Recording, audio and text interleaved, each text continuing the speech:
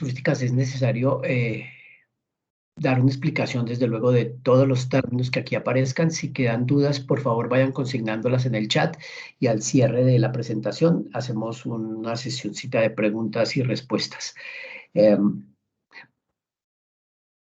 Voy a perder mando sobre algunos de los comandos de la pantalla por hacer presentación completa, entonces igual Edgar, seguramente Miguelito, muy buenos días también, estarán pendientes de las participaciones que se generen desde el chat. Bueno, cuando hablamos de experiencias turísticas únicas, estamos hablando de un producto turístico. Pero lo más interesante de ese producto turístico es que es un producto que se piensa un poco desde la demanda. Cuando hablamos de empatía, de ponernos en el lugar del otro, en los zapatos del otro para ver qué es lo que siente cuando calza, estaríamos precisamente encontrando un ejemplo de aplicación en las experiencias turísticas. Lo que tenemos que hacer es construir a la medida de quien va a comprar el producto y lo va a consumir, no a la medida de quien lo produce, que eso es frecuentemente un error en el desarrollo de la propuesta del mercado y de la oferta. No es que sea malo, el producto hay que diseñarlo, pero siempre es necesario considerar las variables que están en la cabeza del consumidor. Entonces, lo primero que vamos a decir es qué es una experiencia y cómo diseñarla, qué es realmente lo que constituye una experiencia turística singular, diferenciada y puede que única. Eso sería la aspiración. Después vamos a mirar qué valor tiene el conocimiento de los inventarios, que ya lo vimos también que era muy importante para el tema de marketing y también para el tema de planeación del sector en materia de, de mercados. Vamos a ver algo sobre el conocimiento del cliente, ahondar un poco en esos temas que ya hemos visto un poco, como lo decía en la charla de marketing, y vamos a buscar una fórmula que se soporta en esos instrumentos de recolección de información que no vamos a entregar aquí, precisamente porque cuando se hace el trabajo en territorio puede tomar pues toda una mañana de pronto hacer la formulación y luego visitar uno o dos sitios para derivar la experiencia con alto grado de vivencialidad. Entonces digamos que la fórmula pues no tiene caso que la entreguemos con todas las herramientas aquí porque no las vamos a trabajar, pero sí que quede dicho que hay que utilizar esa fórmula de manera adecuada para que el resultado final nos entregue un producto que podamos poner en el mercado. Y desde luego entonces vamos a hacer también una revisión final de cómo deberíamos poner esto en materia de experiencia de mercadeo, de gestión de mercadeo, en conocimiento de los consumidores, pero también cómo vamos a prestar el servicio alrededor de la experiencia que se cree. Importante tener en cuenta, perdimos la imagen, sí. Ya estoy de nuevo con ustedes, Sí. permítanme, ya la tengo aquí de nuevo, listo. Ok. Las emociones son estados afectivos en general que nosotros experimentamos por una reacción de un estímulo cualquiera del medio ambiente, de un cambio físico, orgánico, ¿cierto? Y siempre influidos por la experiencia, lo que nos permite determinar una emoción es si esa experiencia es positiva o es negativa. Pues estoy dejando este acerto del señor Gehry en donde nos sí, que las emociones juegan un papel muy importante en cómo nos sentimos frente a algo que estamos haciendo y que nos parece novedoso. Por tanto, la experiencia es una cosa, vamos a ver, que nos pone en posición de hacer, de estar, de conocer o de aprender una actividad. Es decir, no es algo que nos cuenten, es algo en lo que tenemos que estar imbuidos y por tanto tenemos que tener una participación activa. En el caso de las experiencias turísticas, es obligatorio que el turista esté presente. Eso no siempre pasa. A veces el turista está desde la ventana mirando algo, ¿no? Esto necesita un turismo activo, una participación activa de una actividad que se propone en un destino. ¿Para qué? Para que eso genere estados emocionales positivos. Es decir, elementos como la seducción, la fascinación, el gusto, la satisfacción de una oportunidad, tiene que ser la respuesta de una experiencia positiva. Y esto se va a convertir en un hecho memorable. Solamente en la medida en que generemos experiencias positivas vamos a poder construir desde la memoria recordación grata que le podemos transmitir a otras personas. Pero también quiero que piensen en el caso negativo. Por ejemplo, en que la actividad que invitamos a hacer a una persona en nuestro escenario turístico, cualquiera que él sea, de pronto no le produce un estado emocional positivo a la persona que lo va a practicar. Y cuando genera una experiencia negativa, también genera memoria. Es decir, también lo puede contar y lo puede contar de manera negativa, de manera que la réplica de la acción comunicacional no es promoción, sino todo lo contrario, es desdén, es desinformación, es desprecio por el producto que se le está presentando. Entonces, fíjense que no podemos anticipar el hecho de que tenemos experiencias positivas si esas experiencias no van a generar estados emocionales favorables a la réplica de comunicación. Ejemplos puede haber muchos. Yo siempre me quedo con los mismos porque son como los más conocidos y los puedo reiterar. Vamos a ver. Ustedes son del departamento de Sucre, pero nosotros en el interior tenemos otros departamentos muy andinos como Boyacá, por ejemplo. Y si a mí me dicen en Boyacá que yo como turista llego a un destino y me toca sí o sí comer cocido boyacense, resulta que hay gente a la que no le gusta el cocido boyacense. Y yo ese día o como obligado o no como y me quedo con hambre, ¿cierto? O como a disgusto y entonces se lo tengo que contar a alguien y resulta que genera una experiencia negativa y lo que esperaba la gente de Boyacá era que su plato típico por excelencia, además lo presumía, lo anticipaba, era una experiencia positiva. Resulta que no. Entonces me lo sé con pescado, me lo sé con cuy, me lo sé de muchas formas. Y ustedes piensen a ver cómo pueden generar una experiencia positiva en la gastronomía o en la práctica de un deporte. Hay personas que son supremamente miedosas frente a elementos de riesgo, aun sea riesgo controlado. Entonces, a lo mejor generamos experiencias negativas. Entonces, fíjense que aquí lo interesante es imbuir a una persona en una actividad, generarle estados positivos para activar una acción comunicacional positiva desde la memoria. Si esto no se hace dentro de este proceso, construir la experiencia es muy difícil. Ahora bien, las experiencias, ¿para quién se diseñan? Hay experiencias turísticas que son innovadoras y son, si se quiere, sorpresivas frente a la oportunidad de consumo. Es decir, alguien no sabía que las podía hacer y de repente las hace. Entonces usted llega a un lugar, pongamos ejemplos también fuera, ¿no? De Curití, en Santander, y entonces resulta que ahí vuela parapente. Usted no sabe si le gusta volar parapente porque nunca voló. Y de pronto puede tener una experiencia maravillosa volando o puede ser negativa. Realmente para quien debería ser la experiencia es para aquel al que sabemos que le gusta volar parapente.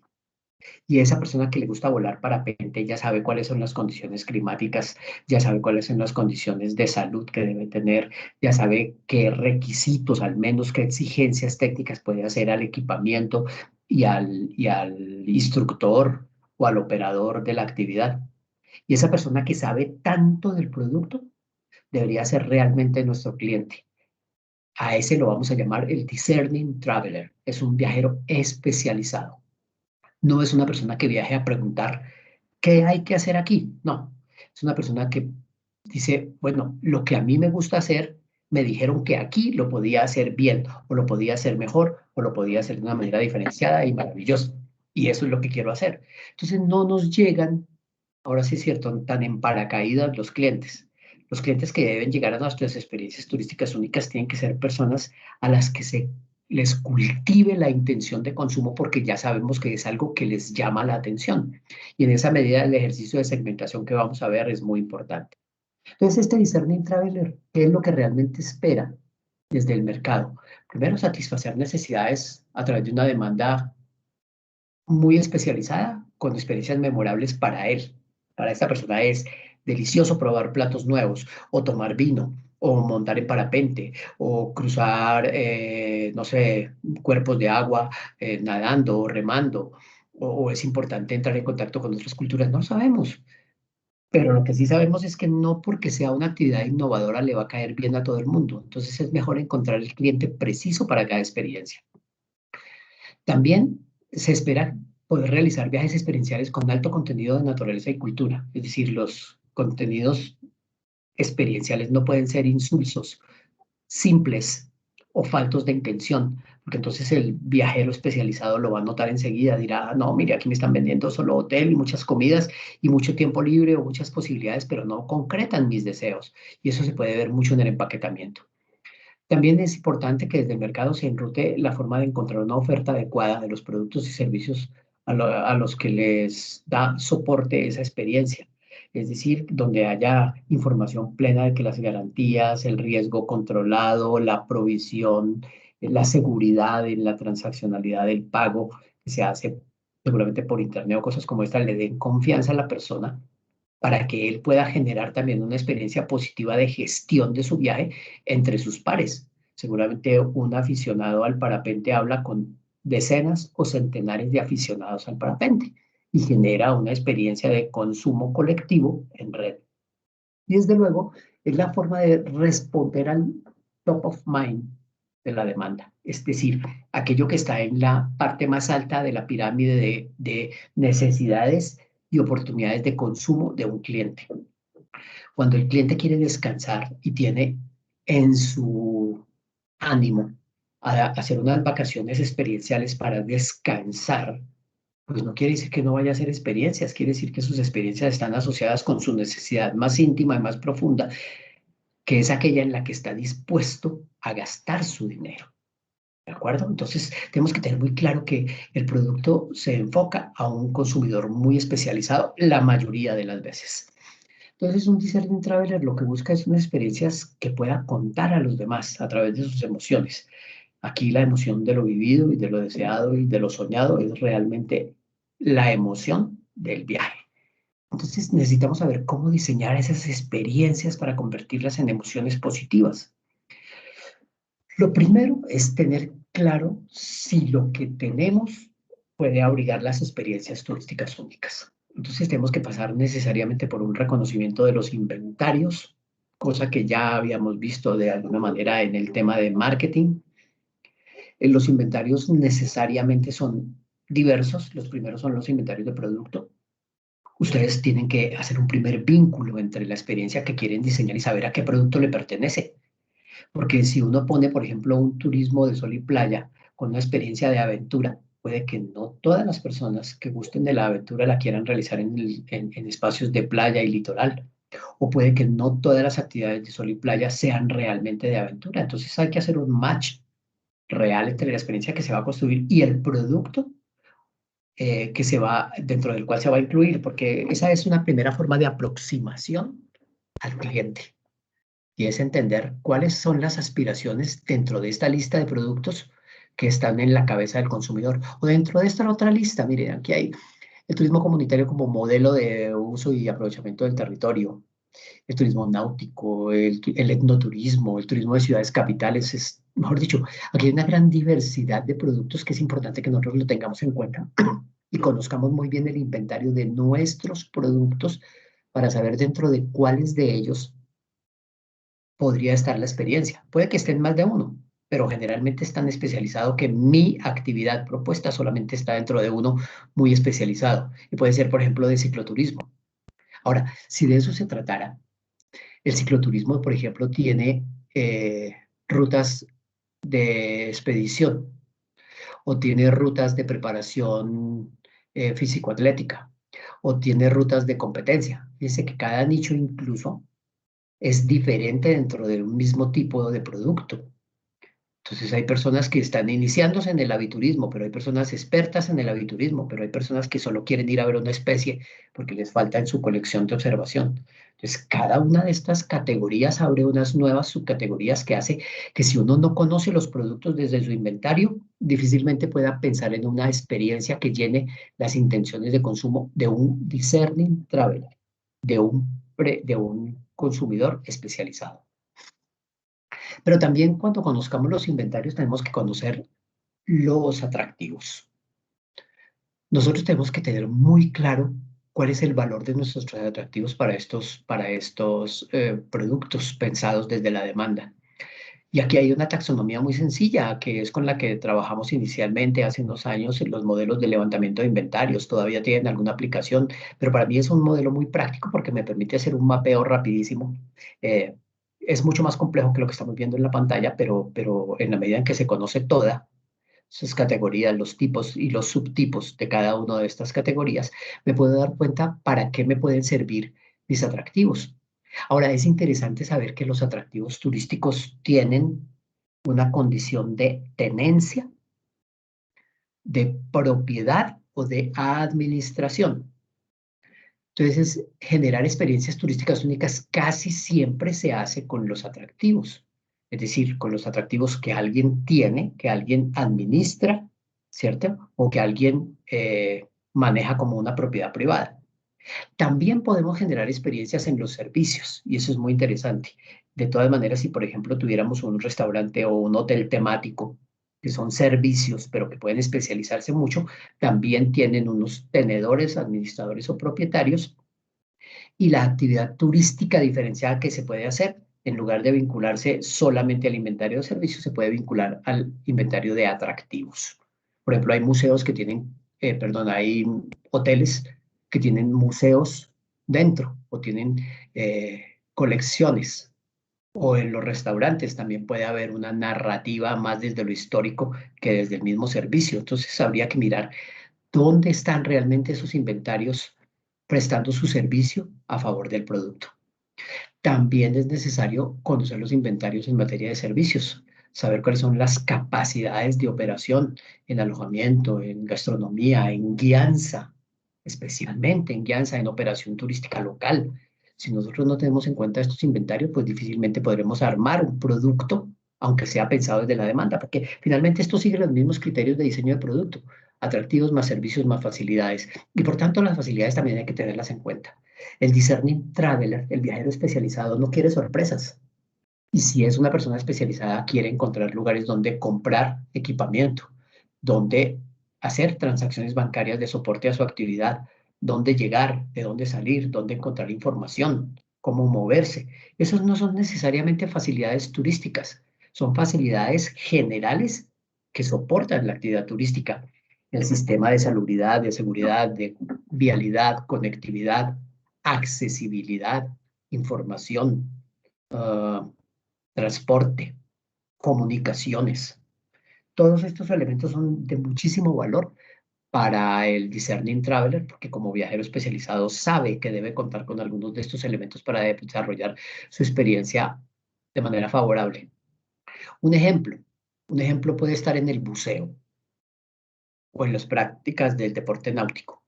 Si un buzo se va a las islas del Rosario y San Bernardo, o se va para la Isla Fuerte, o se va para San Andrés, o se va a hacer inversiones, no sé si sean permitidas en la Ciénaga, necesita tener claro, por ejemplo, que hay cámaras de descompresión, cámaras hiperbáricas, porque es un requisito importantísimo para mantener la condición de salud del buzo. Si no las hubiera, él puede hacer esto a riesgo, pero como es un viajero experimentado, podría decir, no, yo prefiero no hacerlo aquí porque no tengo las garantías necesarias para mi producto. Entonces, fíjense que es muy importante también conocer las facilidades, aunque ellas no sean estrictamente del sector turístico. Bueno, entonces pensando en ese discerning traveler, que es un viajero exigente, es decir, un turista que sabe qué es lo que va a consumir y qué va a pedir, fija para sí mismo estándares altos de satisfacción y por tanto sus aspiraciones de consumo como cliente son altas también.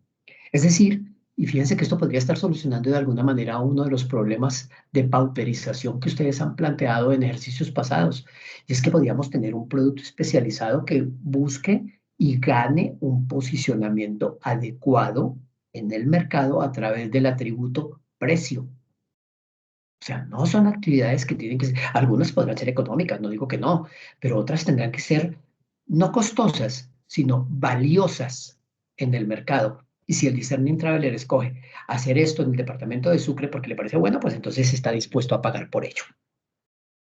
Hablemos un poquito del cliente.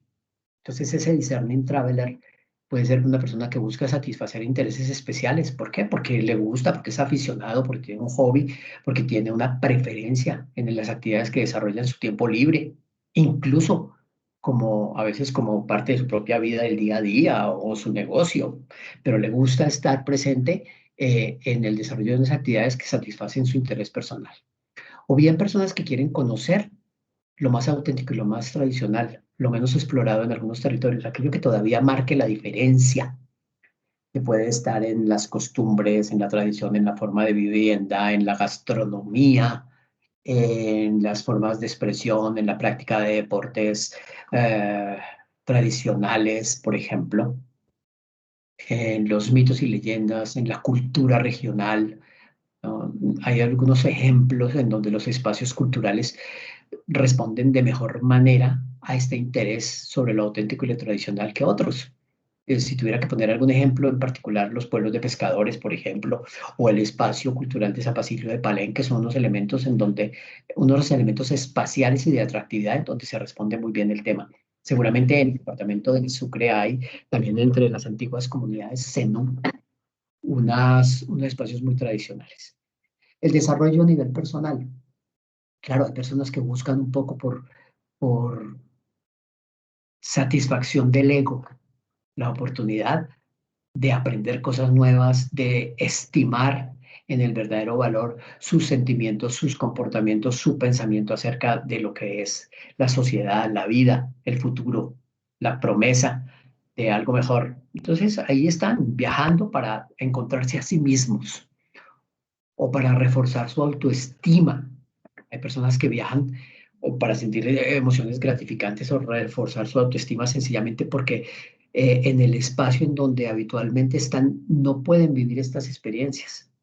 Si la experiencia gratificante es el paisajismo, la contemplación, no sé, un programa de salud a través del spa o el refuerzo de la autoestima consiste en saber realmente de qué estoy hecho, si todavía mis músculos aguantan, si soy capaz de vivir una de esas aventuras tan bonitas que pasan en televisión de supervivencia, por ejemplo, y si estoy hecho de eso o no.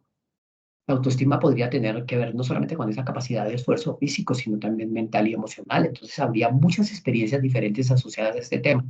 O sencillamente la capacidad de interactuar con otros viajeros en un entorno local, en donde la cultura también ayuda a reforzar lo auténtico y lo tradicional, pero sencillamente se desenvuelve en una relación persona a persona. Entonces, a veces, uno sí ve, aquí mire, puse esta foto de esta indígena Misak, esta indígena del Cauca, de la zona de Silvia. Puede que los hayamos visto 1000 veces, pero hay algunos espacios que nos permiten acercarnos a ellos, preguntarles cosas, saber qué es lo que piensan, contarles qué es lo que nosotros pensamos e intercambiar ideas. Y eso muchas veces no pasa. Uno piensa que pasa, pero no pasa. Entonces allá, y discúlpenme la expresión, ya el indiecito ese vestido de azul está allá, listo para la foto, le tomamos la foto y nos vamos. A él no le gustó que le tomaran la foto y se fue. Y entonces no hay interacción y ni siquiera sabemos el valor de esa cultura. Entonces muchas veces lo que hay que hacer es conocer íntegramente al cliente. Y para ese cliente lo que yo hago es un perfil. Como suelo decirlo, y aquí vuelvo y lo reitero, es armar el muñeco del cliente. Armar el muñeco del cliente pasa por una gran cantidad de criterios. Y en esto ustedes sí pueden ir haciendo un ejercicio. Escojan un criterio y cuando lo hayan seleccionado, escojan el siguiente criterio y crúcenlo. Hagámoslo con esos primeros dos. Vamos a ver. Un criterio psicodemográfico es el origen. ¿Cuál sería el origen de un cliente en verdad si habláramos de dónde viene? Puede ser un cliente nacional o extranjero. Ya tenemos dos variables.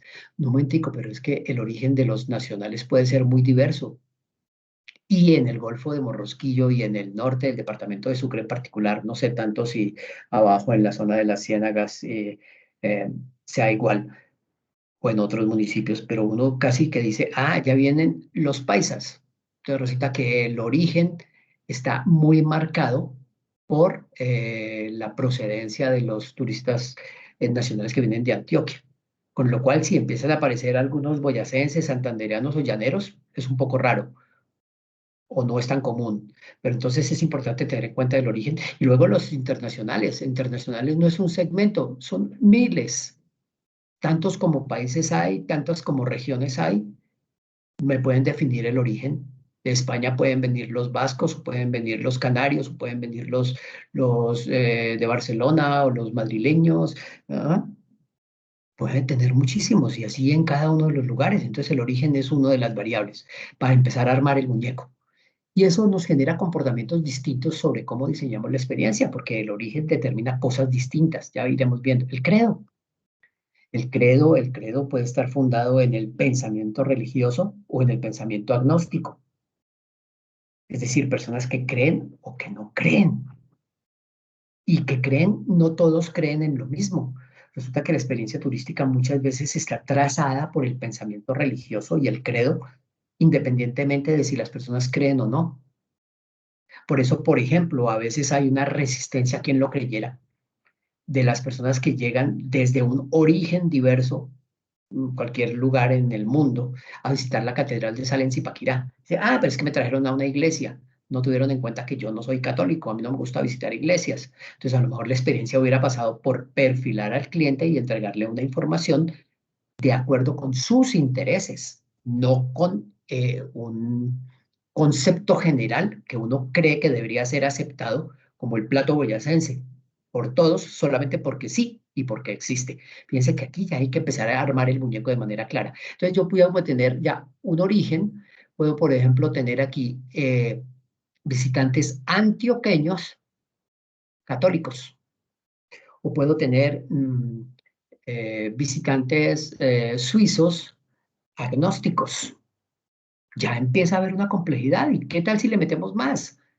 A los que les gusta, a los que les gusta navegar, a los que les gusta volar en parapente, a los que les gusta probar comidas nuevas, a los que les gusta algo. Miren, yo me he encontrado con gustos muy singulares y creo que también lo menciono con frecuencia en mis charlas, pero me parece pues por lo menos interesante para que uno se haga una dimensión de cuáles son los hobbies. Hay personas que viajan por el mundo buscando hacer fotografías de aviones viejos. Entonces el hobby es ir a visitar aeropuertos, aeródromos y buscar chatarra aeronáutica. Pero resulta que pueden ser suizos, ¿cierto? No católicos o agnósticos o de cualquier otro credo a los que les gustan los aviones viejos. Fíjense, esos ya no son muchos. Bueno, sí, somos 7.000 millones de personas en el planeta, habrá que buscarlos. Pero en la medida en que los encontremos, van a responder mejor a los atributos del producto, al precio y a las condiciones. Entonces, fíjense por qué podemos empezar a hacer realmente experiencias de alto nivel de especialización y de complejización. Depende del medio de transporte, de si vienen en su propio vehículo, de si vienen en vehículos masivos, de si llegaron por vía aérea, de si llegaron por vía terrestre o náutica. También eso va a generar un comportamiento de respuesta entre sus aficiones y con relación a su origen, por ejemplo, o los gustos que tienen. Y cuando hablamos de esto, por ejemplo, tiene que ver un poco con la gastronomía, por ejemplo. Los clientes también pueden ser perfilados de manera compleja, o si les gustan las carnes, o si no les gustan, o si son vegetarianos. Ahora ya entre vegetarianos y veganos hay una gran diferencia. Y si los gustos están asociados con permanecer solos, o les gusta la colectividad, o si los gustos pasan por dormir toda la mañana o levantarse temprano. Fíjense que hay una cantidad de elementos de gran valor aquí que hay que empezar a conocer para hacer una segmentación adecuada del cliente. El género y la identidad de género ya hoy son una cosa más compleja, no son solamente hombres y mujeres. Hay muchas identidades a través de las cuales una persona se reconoce como de un género en particular, como hombre, como mujer, como persona de la comunidad gay, como queer, o ese Q que se viene apareciendo en la definición del LGTBQ o Q, que realmente traduce pues un poco de manera agresiva, raro. Pero bueno, es que no sabemos. Si nuestros clientes se especializan desde el género, pues tendríamos que generar o crear experiencias para género. Del destino, si realmente vienen a nuestro destino o están de pasada. Si se pegaron el viaje para conocernos o si sencillamente se encontraron en el camino con algo interesante que les gusta hacer, pero realmente somos su destino. Eso también hay que tenerlo en cuenta. El estrato económico, cuánto están dispuestos a gastar, en qué nivel del servicio se mueven, en qué estrato socioeconómico. Uno podría hablar, pues aquí de Colombia, del 1 al 6, no faltando que algunos sean calificados de estrato 0 y otros se crean de estrato 8. Eh, pues tenemos 6 estratos que están relacionados con la propiedad, la finca, la raíz y el lugar donde se reside. Pero en otros casos podría ser un turismo popular, un turismo de élite, un turismo de altísimo valor. Y eso en el mundo es muy practicado y muy conocido, incluso muy poco conocido por nosotros cuando el origen es extranjero.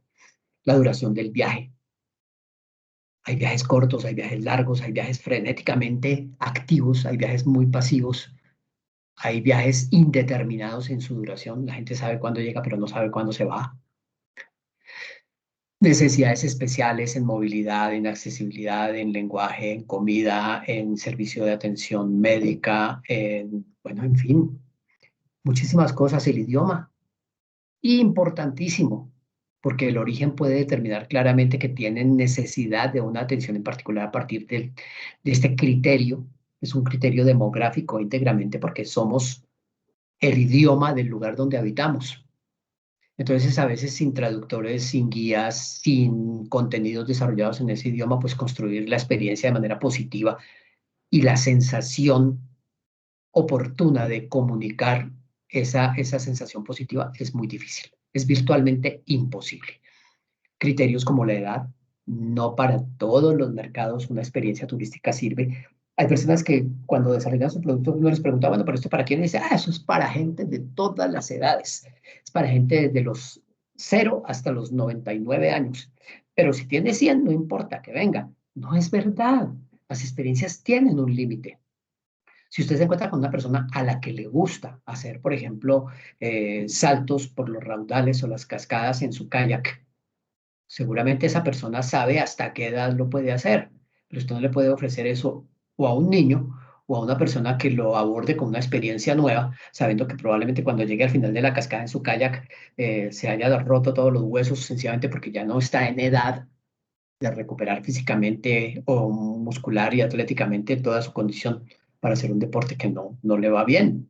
Entonces, eso tiene edad y la edad también juega un papel importante en ese cruce con hobbies, con género, con estrato socioeconómico, con la duración de una experiencia, el número de personas. Hay experiencias para una persona sola y hay experiencias masivas y algunas son colectivas. Desde luego, entre lo individual y lo colectivo está muy bien. Lo masivo le quita alto grado de especialización, pero también puede ser. Usted se encuentra en un partido de fútbol, en un estadio como el que acaba de pasar el partido de fútbol con Argentina en Barranquilla, había 10.000 espectadores, que todavía es poquito para eso. Esos 10.000 espectadores son discerning travelers. Puede que muchos sean barranquilleros, pero si llegaron 5.000 o 2.000 de fuera, eran personas que viajaron con un rótulo en la frente. Les gusta el fútbol y quieren ver la selección Colombia jugando. A eso fueron. Fíjense que uno no podría pensar que desde lo masivo tampoco hay experiencias. No son tan comunes en ese sentido, pero construirlas, ¿no? Puede que ya estén construidas de alguna forma, pero existe. El criterio de grado de organización del viaje, por ejemplo. Yo puedo haber ido 10 veces a Tolú y a Coveñas y nunca he hecho un tour. O puedo haber ido 10 veces a Tolú y a Coveñas y cada vez que voy hago un tour. Y siempre es el mismo tour. Y compro transporte, alojamiento, guía, comidas, souvenir, altamente organizado. O no, sencillamente yo llego, ya sé en qué hotel me voy a quedar, no sé cuánto me voy a quedar, no sé si me voy a quedar ahí o voy a irme para el Francés, o voy a ir a Colosó o a Chalán, o me voy a quedar durmiendo. No tengo mucha organización del viaje. Puede que ninguno sea ideal, solo que hay que saber que hay personas que organizan más y mejor su viaje. Y hay otros que lo organizan menos y también muy bien. Entonces, el conocimiento del cliente pasa por todos estos elementos. La edad es un criterio muy importante, como lo decía, es solo uno de los muchos que acabamos de ver, pero hay que tener en cuenta, por ejemplo, que dentro de la edad hay formas de agrupación. Las parejas, los empty nesters, los que ya no tienen hijos, pero los tienen en algún momento, los tuvieron o los siguen teniendo, pero ya no viven con ellos, entonces además pueden ser pensionados y tener muchos recursos para viajar. Las familias con hijos o las familias nucleares o las familias extensas o las familias singulares, como decíamos el otro día, una persona y su perro, ya es una forma de familia. Los jóvenes que parchan, los de 14 a 28, eh, ya nos sacaron de los jóvenes en el sistema de vacunación a los que puedan llegar a tener más de 40, porque ya los pusieron en el segmento ancianos de 40 a 50. Entonces, fíjense que el tema de perfilar por edad también es muy circunstancial, pero es importante cuando ustedes construyan su producto, cruzarlo con otras muchas variables, porque cada variable sumada a otra nos va a dar una complejidad que podrían determinar unos grupos como estos, o unos grupos todavía más complejos, de los que miran aviones, de los que comen cosas novedosas, de los que juegan al fútbol, o de los que les gusta mirar jugar fútbol, en fin. Cuando miramos el cliente, es necesario tener en cuenta que el cliente, sobre todo el cliente experiencial, perdón, quiere superar unas experiencias negativas por referencia o por desconocimiento o que parten de la duda. Y una de las primeras, digamos, barreras que hay está en el desconocimiento del producto. Entonces uno tiene que darle a conocer el producto de manera integral, pero también de manera integral hablar con la sensorialidad compleja del cliente. El cliente tiene dos sensorialidades, una lógica, muy matemática, muy analítica, y otra muy emocional, muy pasional, muy creativa y muy sentimental. Y eso tiene que ver con cómo percibimos las cosas desde nuestro cerebro, ¿cierto? Y hay algunos elementos que son mucho más de lo racional y otros que son más de lo emocional, pero todos pueden convertirse en barreras o en oportunidades. Aquí estamos planteando algo. El discerning traveler, por ejemplo, puede pensar que volar parapente en Curití es caro. ¿Por qué? O porque nunca ha volado, o porque no tiene información sobre el tema, o porque sabe que volar en esos aparatos, si no son de última generación, con los sistemas de lastrado y de pilotaje de manera adecuada, podría ser caro, porque está dispuesto a pagar más. Fíjense que ahí lo caro no es lo que no puedo pagar, lo caro es lo que yo pago excesivamente. Entonces puede ser un servicio muy caro porque no es el mejor. Y yo cuando soy discerning traveler y digo voy a volar mi parapente en Curitiba, en cualquier parte del mundo, quiero lo mejor y estoy dispuesto a pagarlo. Entonces, la primera barrera sería el precio, que hay que superarlo en términos de valor agregado, de valor en términos de calidad, de valor no convencional, sino valor experiencial, que estamos entregándole lo mejor que puede para que su cerebro tome una decisión en favor de la compra. También hay que pasar las inseguridades a emociones. En el cuento del parapente es más o menos lo mismo.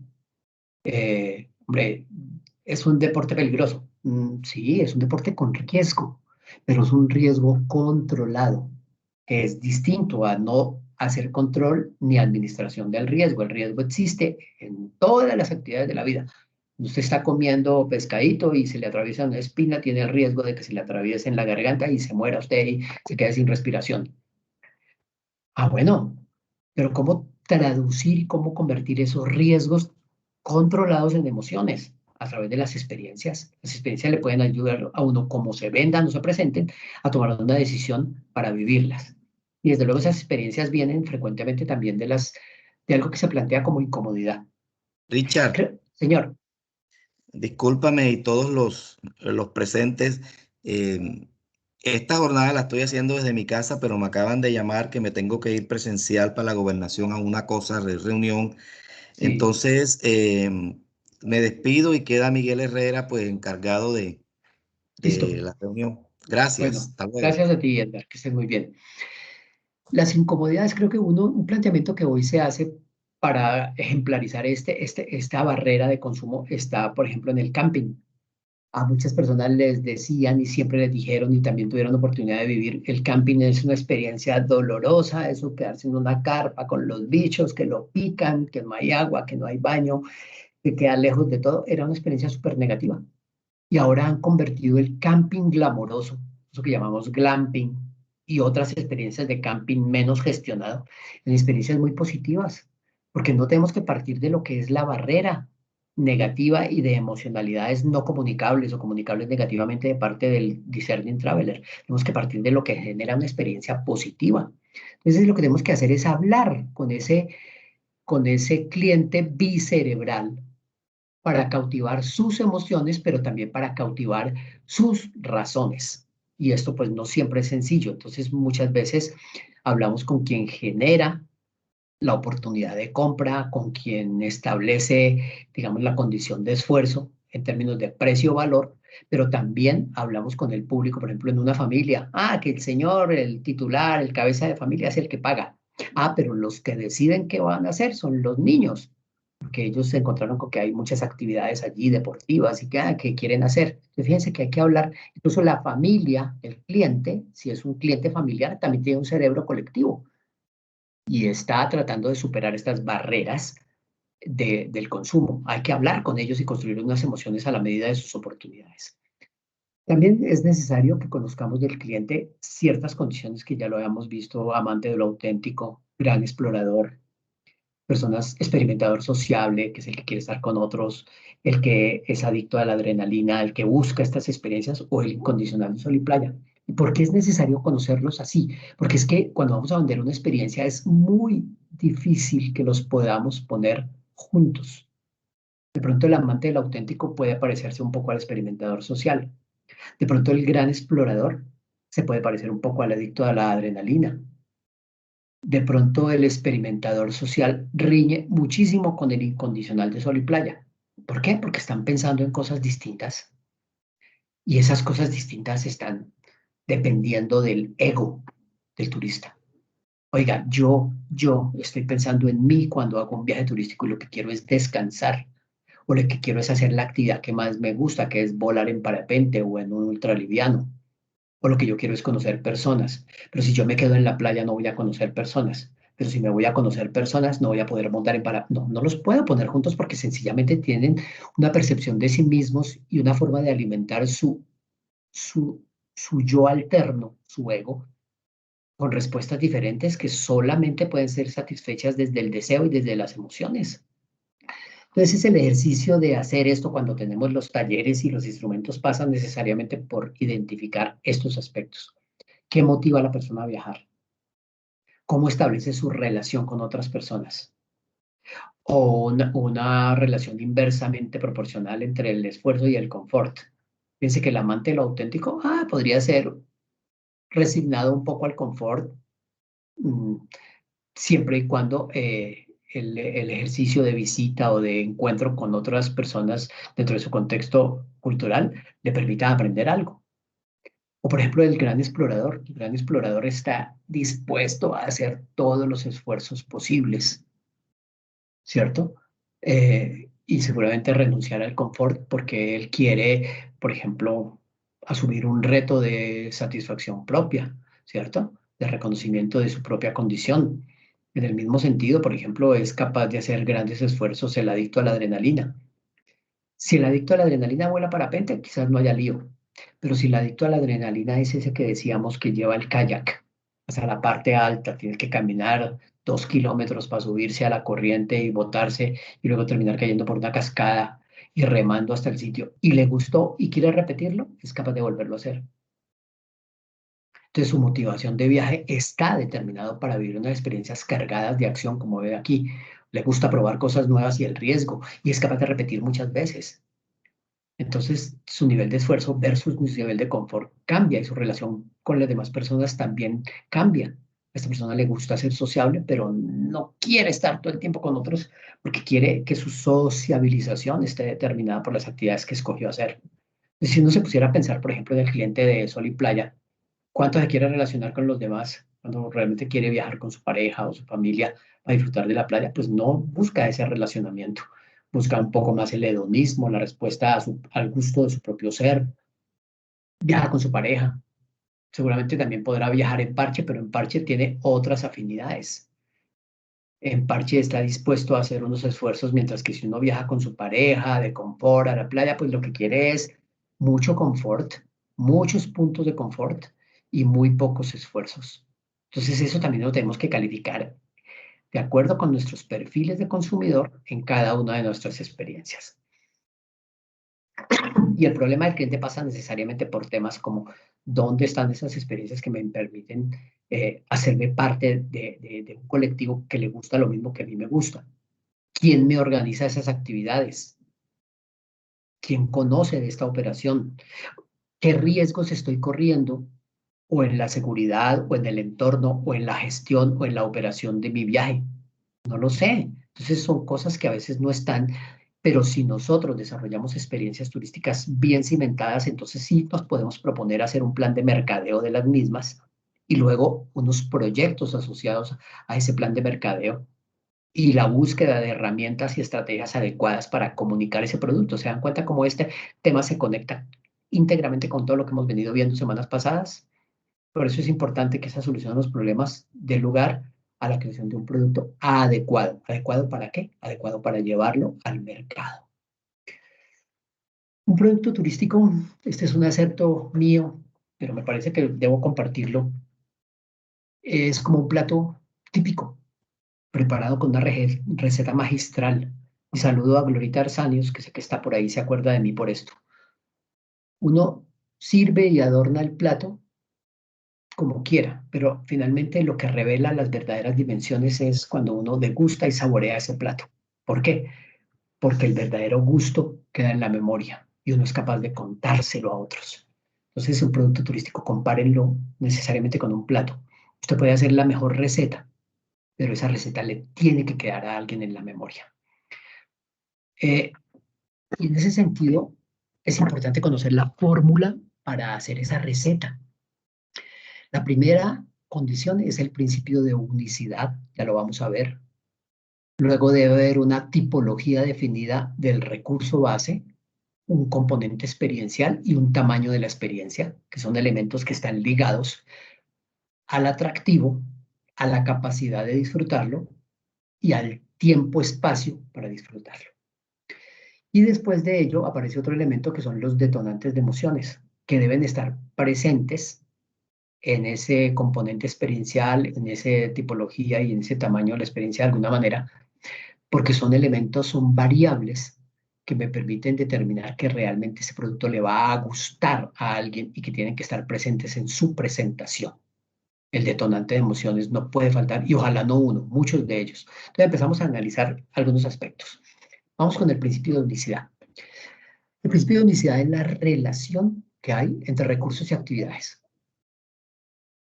Es una relación de correspondencia entre lo que quiero hacer y el recurso que dispongo para hacerlo. Entonces, eso es absolutamente importante que ustedes entiendan este concepto a partir de lo que estamos viendo acá. Esto es como ese jueguito de la lotería de haga parejas y vamos a empezar por esta. Esta es una actividad, se llama canotaje. Canotaje en aguas blancas.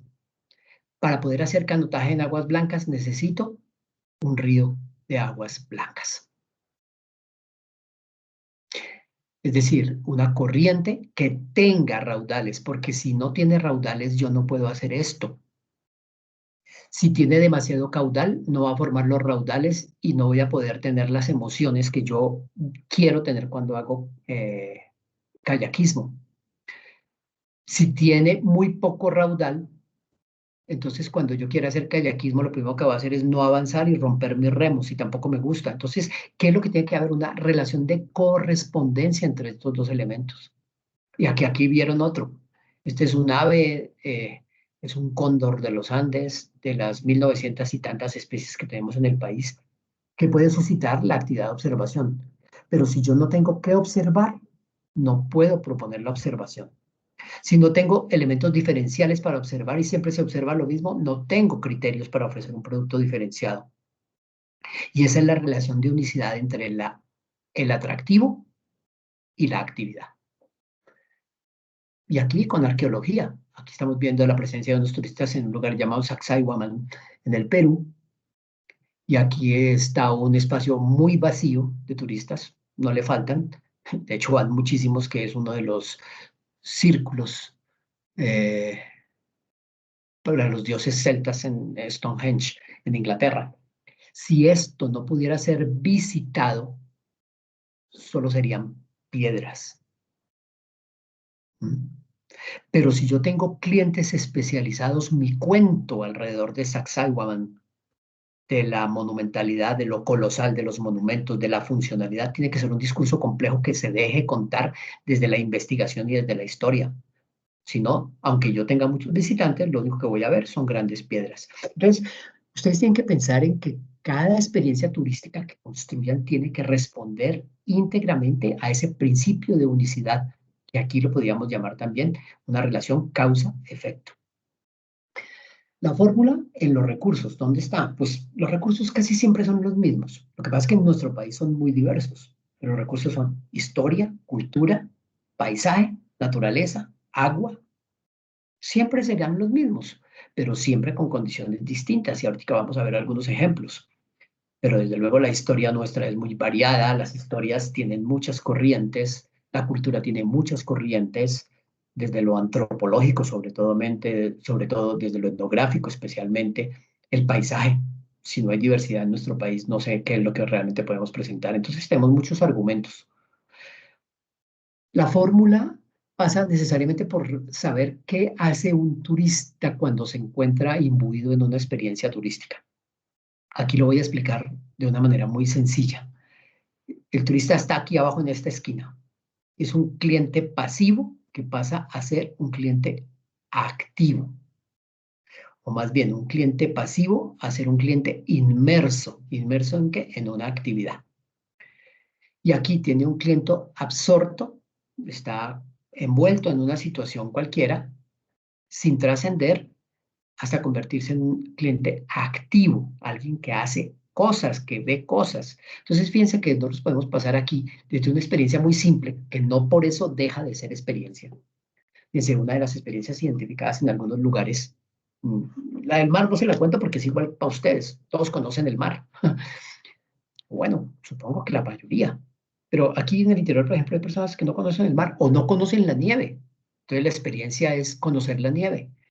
Y conocer la nieve, pues es hacer un viaje, subir al nevado, acercarse a la línea de nival, tocar la nieve, tomarse una foto y ya conoce la nieve, ya conoce el mar. ¿Mm? Entonces puede ser sencillamente estar ahí.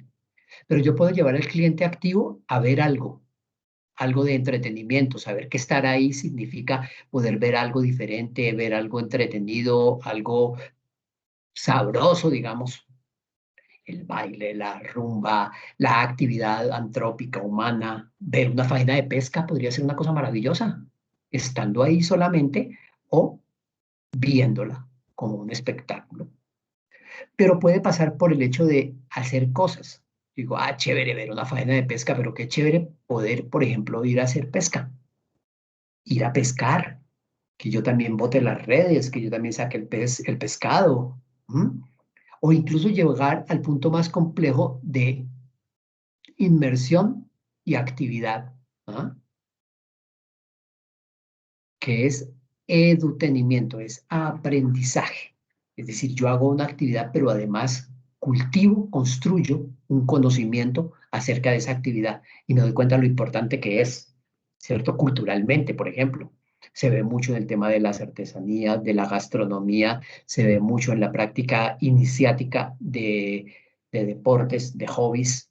Entonces es una cuestión supremamente interesante saber que el nivel de participación es diverso y que mis experiencias no todas tienen que pasar solamente por estar ahí, ni todas tienen que llegar al nivel de entretenimiento, de edutenimiento.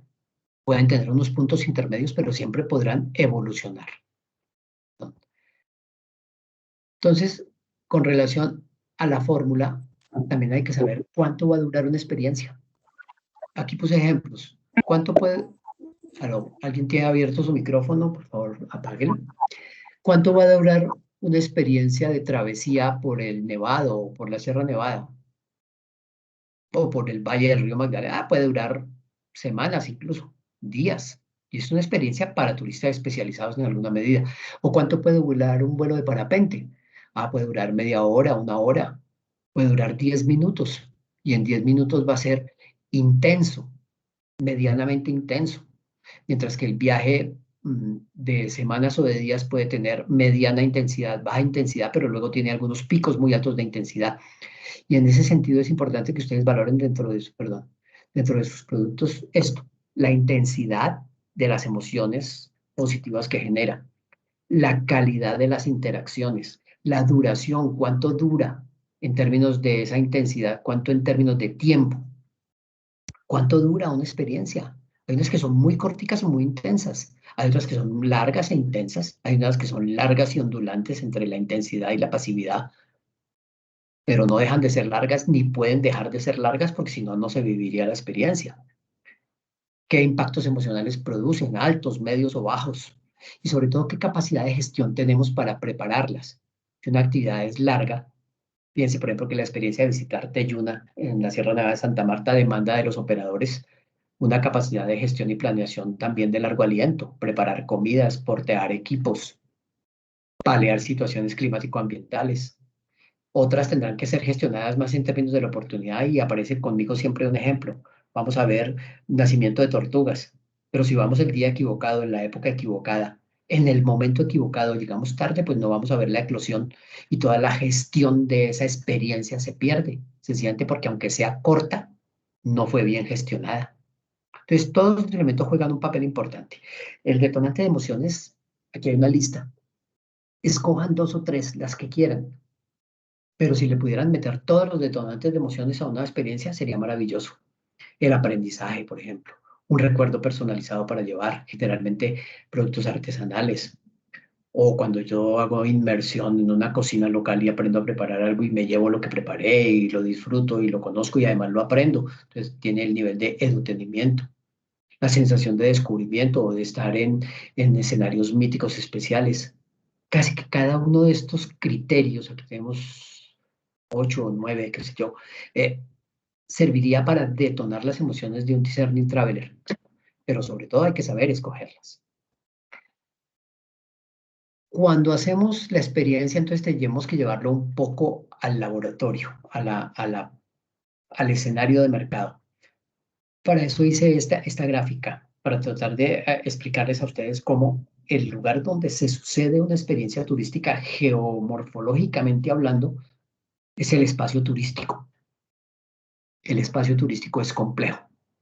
Entonces, fíjense, si yo digo que voy a hacer o voy a recibir un cliente, un discerning traveler, que le gusta, vamos a poner la antropología y la arqueología.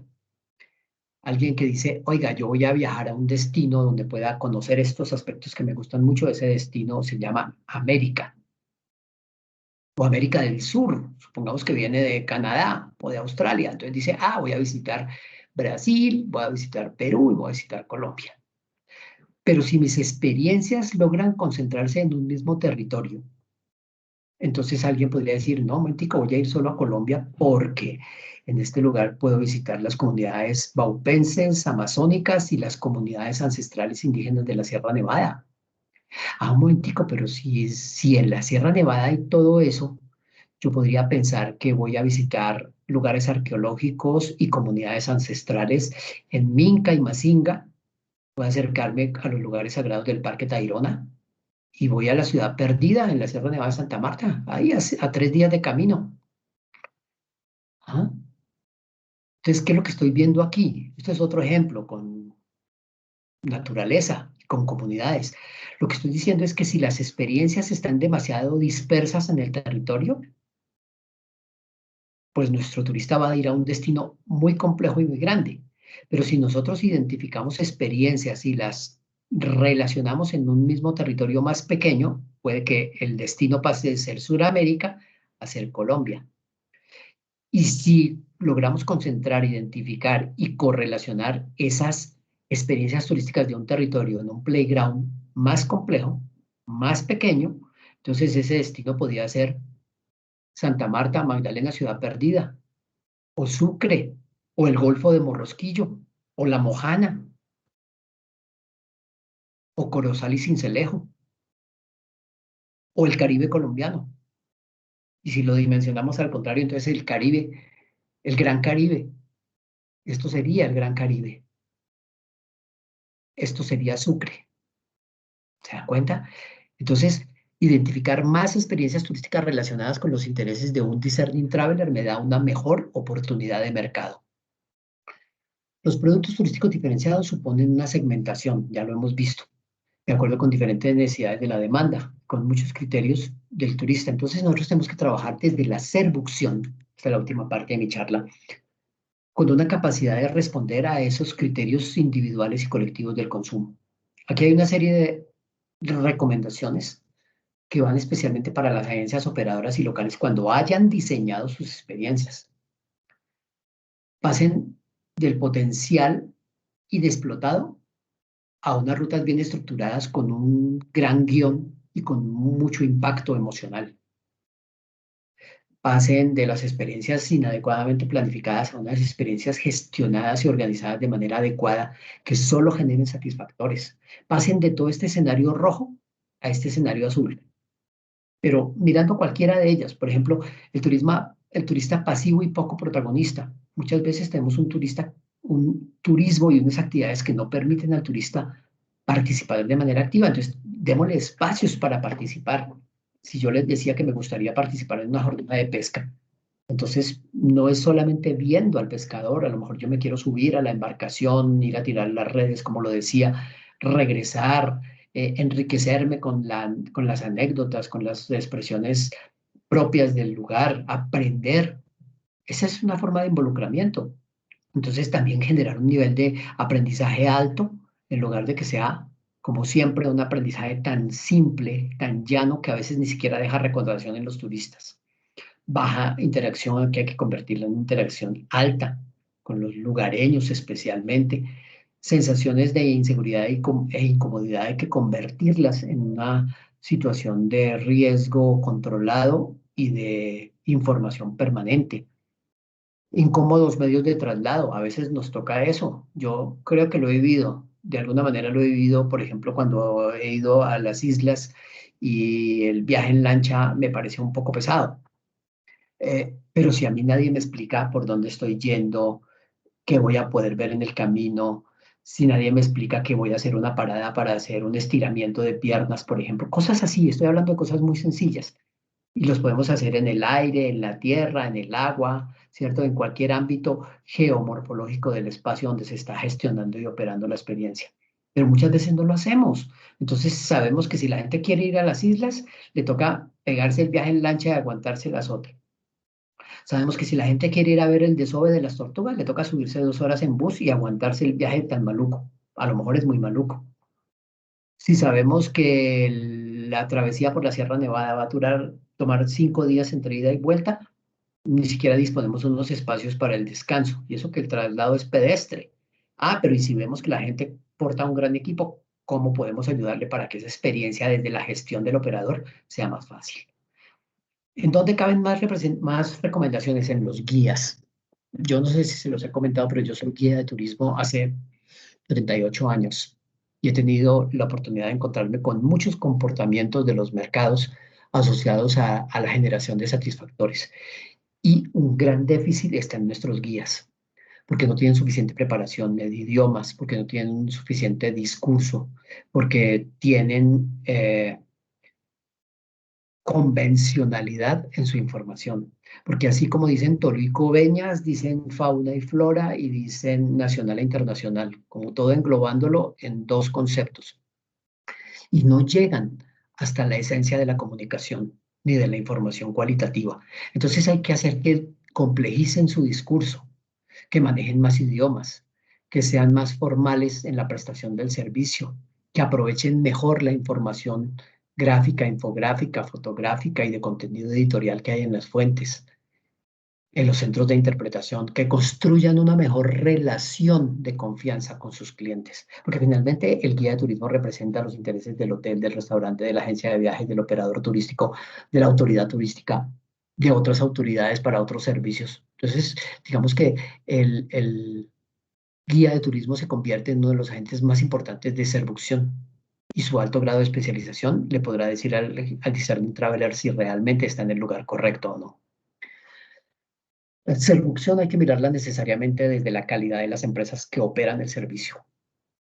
Si yo tengo un turista especializado, seguramente algunas de las empresas de prestación de servicio, como lo decía, pueden generar experiencias singulares, pero si no las generan, por lo menos deben parecerse al producto. Si yo tengo un un turista especializado. Las empresas turísticas de distribución de viajes pueden ser mayoristas, operadores receptivos, pueden ser agencias especializadas en turismo y aventura, o tener una dotación específica de transportes que favorezca el desarrollo de la experiencia. Los servicios de alojamiento igual. Si yo soy un ecoturista que viaja con motivos de conservación y de conocer el equilibrio de la naturaleza y la actividad antrópica, pues mi hotel tiene que ser también de perspectiva ecológica. O si lo que me interesa, por ejemplo, es el tema de las especies o del café, como estamos viendo aquí, o de las posadas nativas para interactuar con los lugareños, pues una posada nativa tiene que tener, o una posada turística tiene que tener la naturaleza y la cultura de su entorno. No puede ser una cosa que rompa la expectativa negativamente, que rompa la expectativa del consumidor. Dice, ah, yo vine a una posada nativa, pero mire dónde me tocó. Pensé que era una cosa auténtica y resulta que es una cosa súper moderna. Entonces no me gustó. O si el hotel es auténtico y genera la experiencia, las autenticidades tienen que ser parte del discurso de la oferta de ese servicio que se convierte a la vez en atractivo. Desde que el caso de la restauración me sirve también para el ejemplo del ecoturismo.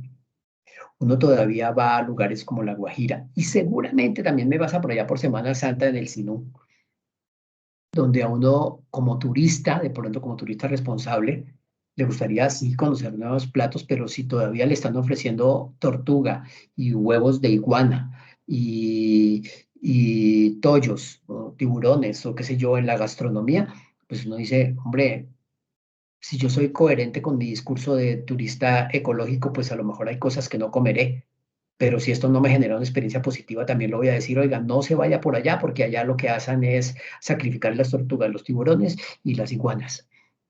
Y eso no va conmigo. Entonces, fíjense que si no hay coherencia en el discurso también en asociación con los prestadores de servicios, es muy difícil prestar el servicio de manera adecuada conforme a los intereses de satisfacción de ese discerning traveler. Por eso una seducción tiene que ser especializada a través de mayoristas de alto nivel, turoperadores internacionales que buscan los clientes en sus redes, minoristas de interés especial, que son los que saben que esa demanda está segmentada y existe. Por eso hay agencias que se especializan y solamente tienen clientes, por ejemplo, para ir al Mundial de Fútbol y a los partidos eliminatorios. Sus clientes solamente son espectadores de fútbol. ¿Mm? Entonces están enfocados en una tipología de interés especial o sencillamente minoristas experienciales que son capaces de generar experiencias asociadas a Discerning Traveler con hobbies eh, muy segmentados. O les gusta volar, o les gusta nadar, o les gusta la pesca deportiva. Entonces son minoristas, digamos, muy especializados en el mercado. Y esto era cuanto tenía que decir sobre estos aspectos de la generación de las experiencias turísticas. Sin embargo, también queda dicho que para poder armarlas necesitamos construirlas sobre los instrumentos, visitar los lugares, saber quiénes son los tenedores, administradores o los propietarios de estos bienes, saber cómo los pueden gestionar, qué capacidades tienen para entregarlos al servicio. Es también necesario saber qué base empresarial y capacidad seductiva hay en cada uno de esos atractivos. Hay atractivos que pueden ser absolutamente maravillosos, singulares, pero no tienen servicio o no tienen facilidades. Hay lugares donde puede haber muchos prestadores de servicios, pero están compitiendo por un mismo producto, sabiendo que tienen una gran diversidad sin aprovechar. Entonces es importante conocer los inventarios. Fíjense que todo este recorrido que hemos hecho solamente recoge las hipótesis de una situación ideal, pero es mucho lo que hay que trabajar. Entonces, para que haya un plan adecuado de mercadeo, para que haya unas estrategias y herramientas bien mezcladas de mercado, como lo hemos visto, es importante que esto, que es la nuez del pastel, que es el producto turístico, en este caso mirado desde la demanda, porque también está en la oferta, pero la nuez del pastel es el producto, es lo que nos motiva y nos obliga a organizar toda la actividad turística. Si esto no lo mejoramos, si no lo hacemos diverso y singular, pues nuestras oportunidades en el mercado van a ser mucho más escasas. Bueno, esto lo que decía, estábamos pendientes de entregar el día de hoy, con lo cual me gustaría saber si hay preguntas, Miguel, si hay comentarios. tú o cualquier otra persona que quiera dirigirse a través del chat o incluso interpelar por el micrófono con muchísimo gusto. Gracias, Ricardo, por esa excelente intervención en el día de hoy. Y pues sí, queda el micrófono, el chat abierto para que formulen sus preguntas, sus inquietudes.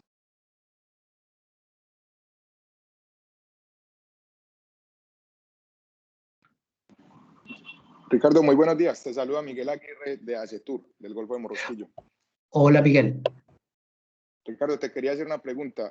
Con la experiencia que has adquirido, ¿qué destino emergente de sol y playa puedes traernos como ejemplo que hayas acompañado el proceso desde cero o que haya logrado algún proceso considerable últimamente? No, yo no me atrevería a proponer ninguno en particular, porque esto pasa por una revisión juiciosa y sistemática de cómo está ese espacio ambientalmente. Pero puedo poner ejemplos que además no son necesariamente los ejemplos a seguir ni los ejemplos buenos. Estoy pensando en este momento en una playa turística, es un playón del río Magdalena que se llama Bucamba. Fíjense que no es el tradicional sol y playa. Ustedes dicen, es que playas aquí en el litoral, ¿no? Resulta que en el río también hay. Bucamba se volvió un lugar en donde la gente llega sin ningún tipo de prevención, arroja basuras donde quiere, desarrolla las actividades que quiere y falta ordenamiento en la playa. Entonces, ¿qué pasa? Es uno de los principales atractivos del municipio de La Dorada, que está en el Valle del Río Magdalena, y siendo su principal atractivo, lo que uno piensa es, oiga, si yo voy a Bucamba este fin de semana, qué tragedia, qué cantidad de basura, qué falta de control con el tema del COVID, me van a cobrar lo que se les da la gana, qué falta de control con los precios. Entonces resulta que la mala gestión de un atractivo lo que genera son unas experiencias negativas, cuando yo en esa playa podría estar haciendo actividades balnearias, tener una actividad deportiva. Si a mí me gusta el voleibol de playa y no me puedo ir hasta Coveñas, ¿cierto? O hasta el Francés a jugar playa. Voleibol, a lo mejor me puedo ir aquí cerquita a La Dorada, pero si yo ya sé que me van a sacar la plática, me van a sacar los ojos, me van a cortar los pies con el vidrio roto, y que además cuando llegue ni siquiera voy a poder jugar al voleibol tranquilo porque me voy con mi parche de amigos, pero ahí no se sabe dónde se va a jugar, porque la playa no está ordenada. Entonces es sencillamente un atractivo que no ha sido gestionado de manera adecuada para el producto que quiere ofrecer. Entonces, ¿qué pasa con esto? Yo puedo primero reconocer que tengo unos atractivos, pero luego tengo que mirar para qué productos me sirve ese atractivo. Si yo tengo una playa, no sé, en un reducto escondido, paisajísticamente muy rica, como la playa voy a poner un ejemplo, la playa de Sapsurro. Hermosísimas playas por un lado, algunas un poco aluviales, otras más coralinas, en una misma ensenada. Y el lugar es maravilloso para hacer careteo. Entonces yo podría pensar, si yo organizo actividades de careteo y de descanso en la playa coralina, esas dos actividades bien organizadas podrían hacer que la gestión, el ordenamiento y la especialización del servicio en Sapsurro se orienten a unos clientes especializados que la tengan muy clara. Si usted quiere ir a descansar, esa es la playa. Si usted quiere ir a caretear, esa es la playa.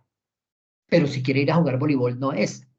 Pero si quiere ir a tomar cerveza, no es. Pero si quiere ir a, no sé, a pescar, tampoco es. Fíjense que depende del criterio de ordenamiento y organización con el que un atractivo, sus tenedores y su base empresarial la vayan a explotar.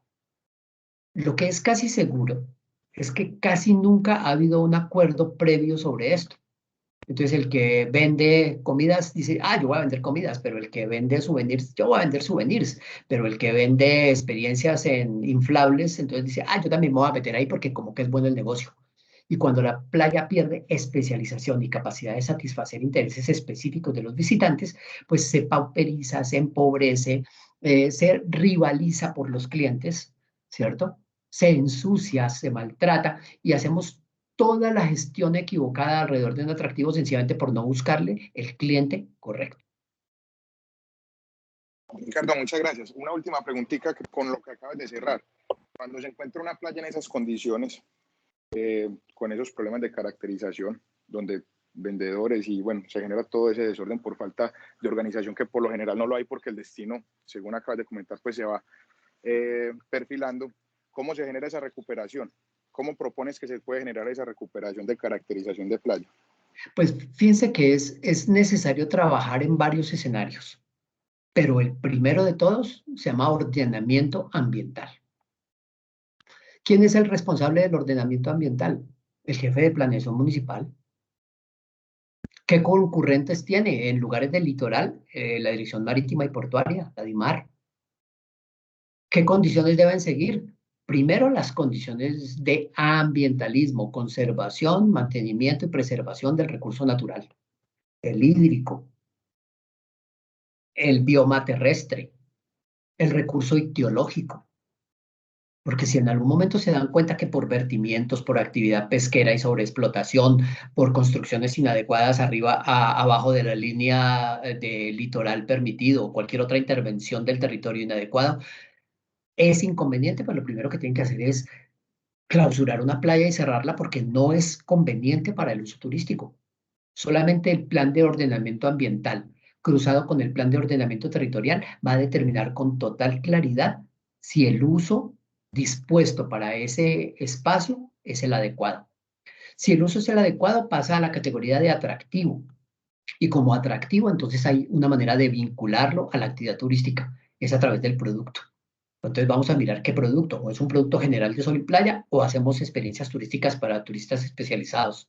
Y empieza a abrirse un abanico de oportunidades y de necesidades que parten de unos criterios compartidos, y no de que cada cual va a hacer lo que quiere. Pero primero es una intervención de las autoridades del territorio, y no se crean en ningún momento que la autoridad turística. La autoridad turística tendrá algo que decir cuando la autoridad ambiental y la autoridad territorial hayan entrado en convergencia sobre los usos posibles del suelo.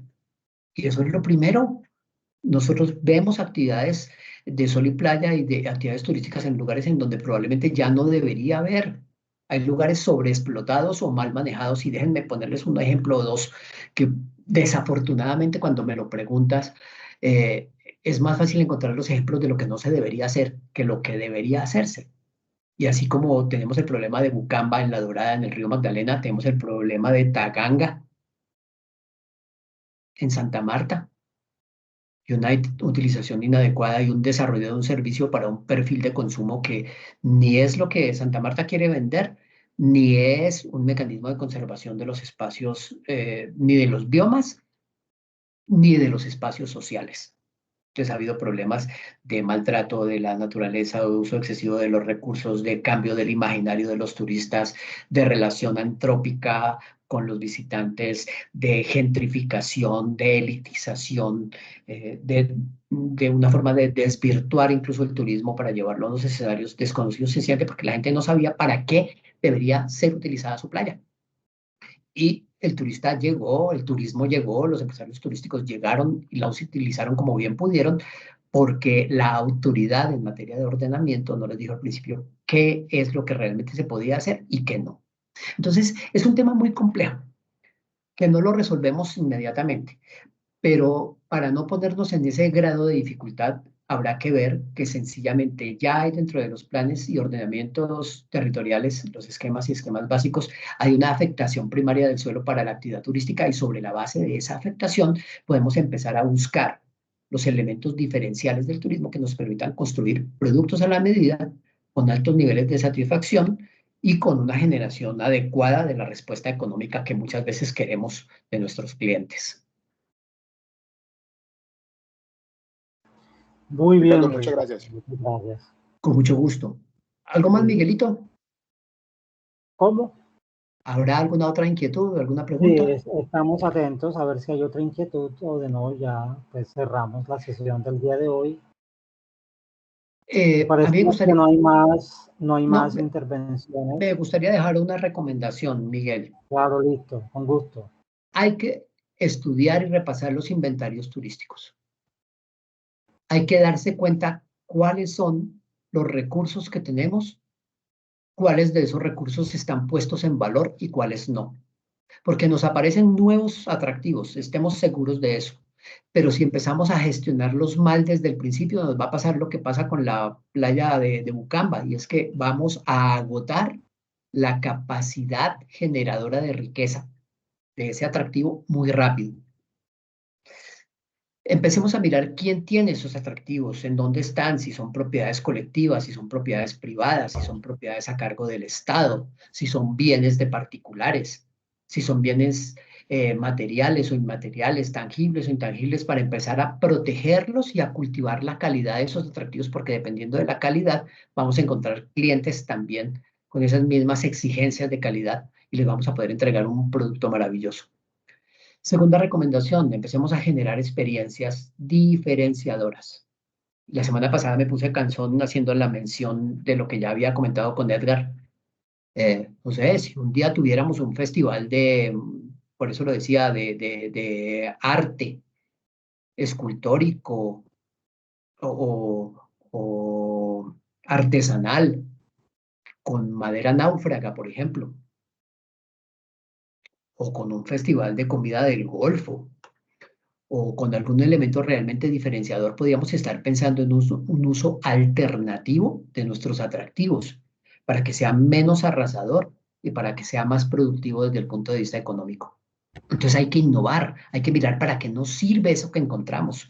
Cuando yo voy a Toluviejo y visito las cavernas, probablemente sí esté haciendo una experiencia inmersiva en el tema de la exploración de cuevas y cavernas, eh, pero a lo mejor mi experiencia ya se agotó. ¿Qué más voy a hacer la próxima vez que esté ahí? ¿Usted ya visitó las cuevas? Sí, ya las visité.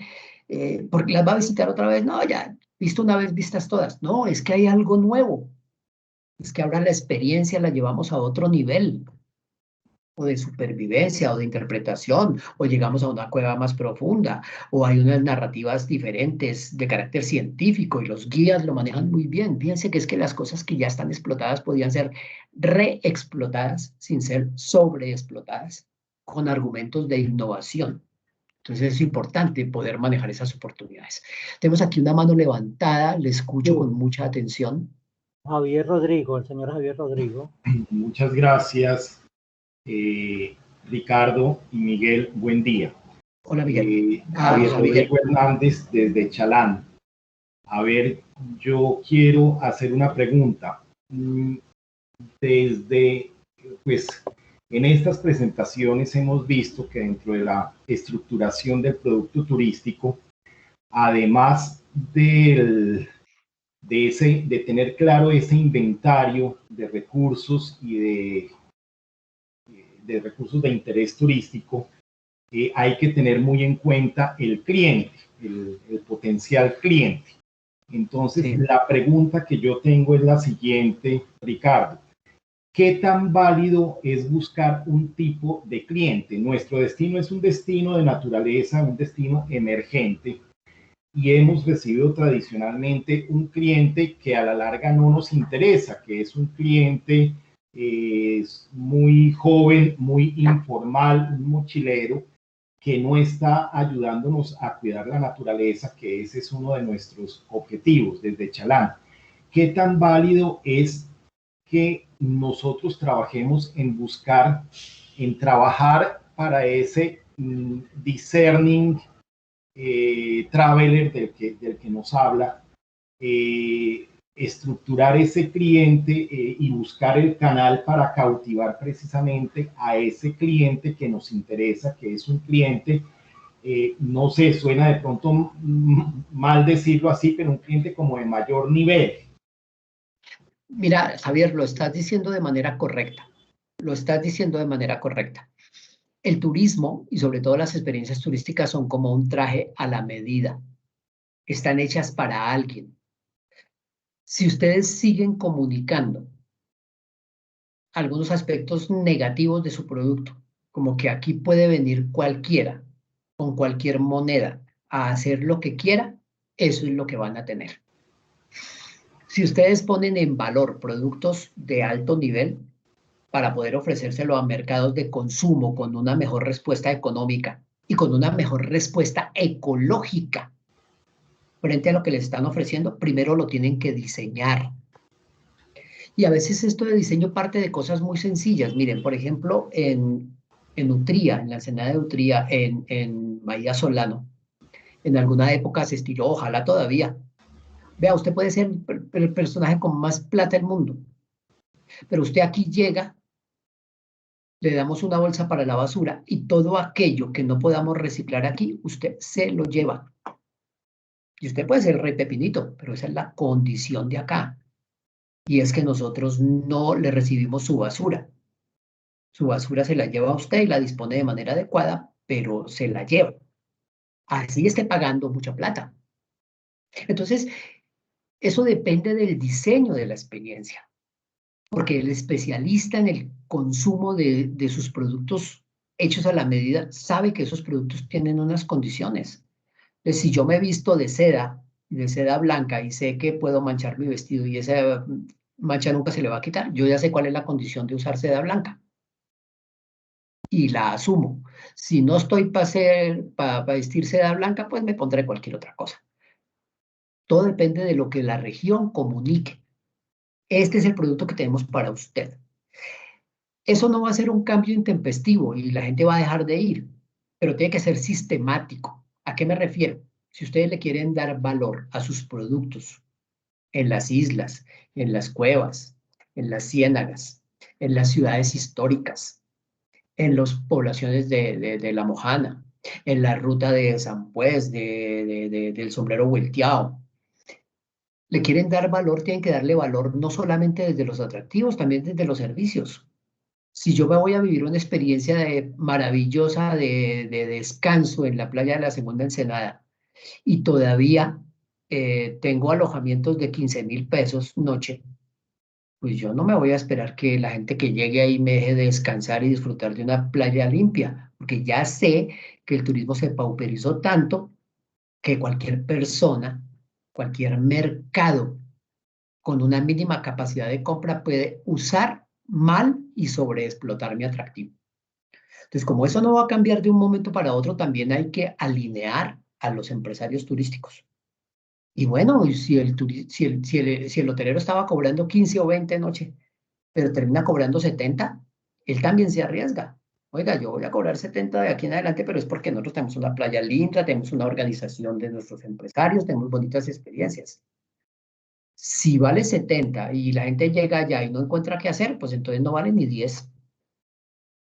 Entonces la cosa no se resuelve solamente desde los tenedores y propietarios de los atractivos, ni se resuelve única y exclusivamente desde la gestión institucional, también se resuelve desde la cadena de valor, desde los empresarios y desde las comunidades debidamente organizadas.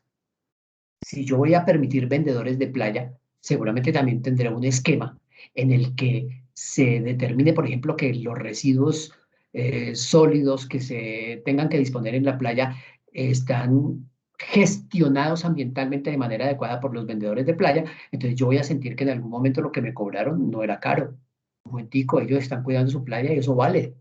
Vale que se pongan una cachucha, que se pongan una camiseta, que tengan unas canecas en la esquina, que se preocupen, porque cuando yo comí, el plástico no hubiera quedado tirado. Si eso no le importa a nadie, ¿yo qué voy a pagar por eso? Entonces es una construcción colectiva, simultánea, holística, integral, Javier. Entonces aquí hay muchísimas respuestas que hay que esperarlas desde todas las direcciones del producto, en sus atractivos, en sus servicios y en sus facilidades. Entonces esto requiere pues mucha organización, pero si uno, les cuento una cosa, si uno pudiera hacer una experiencia turística o dos, que identificaran claramente el territorio y que fueran pagadas de manera adecuada, que fueran respondidas por el cliente que realmente quieren, cuando ese efecto demo sea realizado por algunos prestadores de servicios, tanto quien lo diseña como quien lo opera, y empiecen a derivar los beneficios de una adecuada gestión, los demás van a empezar a mirar para ese lado y dirán, oiga, a esto les fue muy bien, ¿qué será? O hicieron las cosas bien, o ese negocio es para otra cosa. Entonces les queda el derecho a la sospecha. Pero si alguien puede compartir su experiencia y decir, no, lo que pasa es que hicimos las cosas bien, mire lo que hicimos. Revalorizamos nuestros productos, los gestionamos de manera adecuada, los dirigimos al mercado correcto, los cobramos a los precios justos. Tenemos que trabajar en el escenario de comercio justo, por favor. Eso también es importante. Yo por el momento me meto con el cuenta de marketing, pero ya encontraremos otros escenarios o ustedes con otros funcionarios del ministerio. Pero por ahora el marketing les está obligando a eso, a desarrollar unas acciones coherentes entre la planificación, los productos y el destino. Entonces, vamos a buscar esa coherencia entre la mayor cantidad de puntos, como una especie de sinapsis, como una especie de reacción neuronal del turismo, que una cosa buena de un prestador me lleve a otra cosa buena de otro prestador, y esos dos prestadores haciendo cosas buenas me lleven a una reacción adecuada de la institucionalidad o de la comunidad. Y si esa sinapsis como una respuesta, digamos, en red me funciona, entonces podemos empezar a construir el destino que queremos y a tener los clientes que queremos. Muchas gracias, Ricardo. Gracias. Con mucho gusto, Javier. Sí, muy bien, Ricardo, muchas gracias. Bueno, Miguelito, muchas sí, gracias a ti y a todos. Si no hay más preguntas, pues quiero invitarlos a continuar en este ciclo de formación tan importante para desarrollar el turismo en nuestro departamento y para hacerlo bien. Miguel, creo que lo único que resta sería sentarnos a hablar un poco de cómo se formulan los proyectos para el Fondo Nacional de Turismo. Pero pues todavía tengo por aclarar la fecha con Edgar, como quiera que la semana entrante vamos a tener la vitrina turística de Anato y que va a demandar un esfuerzo importante de parte de los funcionarios del viceministerio. Entonces, no sé, tendremos que concretar el tema, pero por favor, quedan invitadísimos a esa cuarta jornada cuando quiera que se realice, porque es el cierre de todo nuestro ciclo de marketing turístico. Muchísimas gracias. Ricardo, tú lo has dicho. Y bueno, esperamos y sigan atentos y así de entusiasmado con el tema. La verdad que muchas gracias y Ricardo, pues de verdad nuevamente muy agradecidos contigo y a todos ustedes que tengan un feliz día. Una feliz tarde para todos y muchas gracias. Feliz tarde, muchas gracias.